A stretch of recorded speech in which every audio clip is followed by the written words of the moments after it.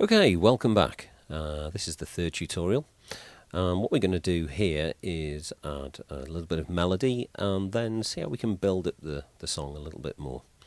So again, it's into the riff editor. We press the left trigger button, takes us into the sample library. We'll pop left until we get to the melody sounds. So we've got a few to choose from here. We've got brass sounds, hard synth sounds, keyboard sounds, like pianos, that kind of thing.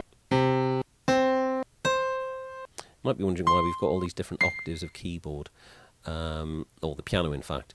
Now, piano sounds a bit more natural if you've got a sample of every note. We haven't gone quite that far here, but we've got a sample at each octave, so that should keep things interesting. Okay, well let's choose octave 3, press the A button, and there we are back to the riff editor, so that is the sound we're going to be playing with.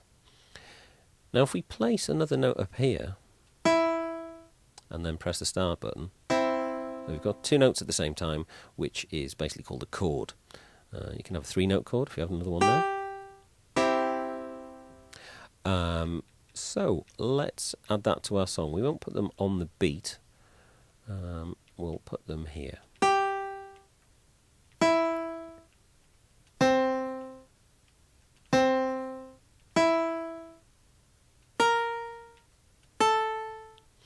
If you don't like where the note is, all you've got to do is just press the X button. Right, press B. And if we press A again, as before. Now that piano's quite loud, so what we can do is go to the track effects for track 4, channel 4, and we'll just slide that down to about halfway.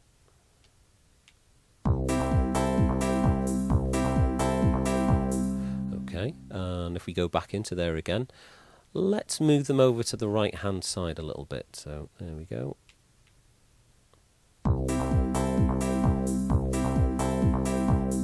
Right, and one more little change.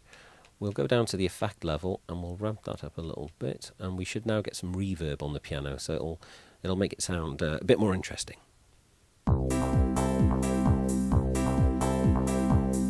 There we go. So now we've got a bit of melody, and it's over to the right hand side, so we're starting to play around with the stereo field. Let's repeat that group of riffs along in this direction, basically. So we're extending our song. Okay, how do we do that? We could do it the hard way. All we've got to do is go into the riff editor, press B, so we haven't changed anything, but we've now made that the current riff, and I can do that. Okay, and then we go into here, go into the riff editor, come back out, that's made that the current riff. And isn't this really tedious? Okay, let's not bother. Let me get rid of all these and do it the quick way. So we go up to here, we press the back button, which activates area select mode, and use the analog stick. I'm going to copy that selection of notes, well, riffs actually, and we press the A button, and hey presto, we've got that section and we can put it anywhere we like. So let's continue the song by doing that. And if we want to copy bigger chunks, all we've got to do is press B. We're out of select mode. Go here again, press the back button, and press A again, and there we go, we've got a bigger selection, and we can do that. So that's quite useful. What else can we do with area select? Well, let's say we don't want the melody to start until here. So let's go over here, press area select, go there, and we press X instead, and it's removed it, so it's cut it, but we could paste it if we wanted, but we won't. We'll press B, and there we go, it's just gone. So there, as you can see, we're building up a song. So we start with the bass, then the kick drums, then the hi-hats come in, and then eventually here we get the melody. And if we wanted, we could do a dropout, so we get rid of the bass, and we just have the hi-hats there. Then it kicks back in again. So, you can start to arrange your song. So there we go, that's the end of the third tutorial, and we'll see you again.